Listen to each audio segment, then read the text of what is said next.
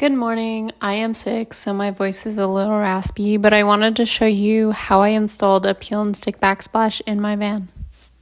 The first thing I did was lay the tiles out across my countertop because that's what I wanted to cover on the wall. This way I could see how many sheets across I would need. Once the surface was cleaned and dried, I started by drawing and cutting a straight edge on the first sheet of tile. I then worked my way across the wall, putting up the other sheets of tile. When you do this, you want to make sure it's lined up as closely as possible to get a seamless look.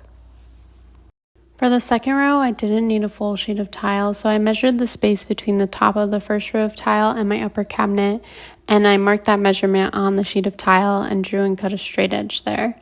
I then repeated the same step from the bottom sheet and drew and cut a straight edge for the side. I left a little bit of extra tile on top and tucked it behind my upper cabinet to make sure it was seamless. Again, I then just worked my way across the wall and made sure the seams were as close as possible. I then removed the film from the front of the tiles and it was done, at least for now. I left the right side unfinished because I wasn't sure if I wanted to stop the tile in line with the countertop or continue it on the rest of the wall. I'm still undecided, so if anyone has thoughts on what I should do, please let me know. All in all, it was another small project that made a huge difference in the van feeling more like home. If you want to keep up with my build and see more DIY videos, don't forget to subscribe.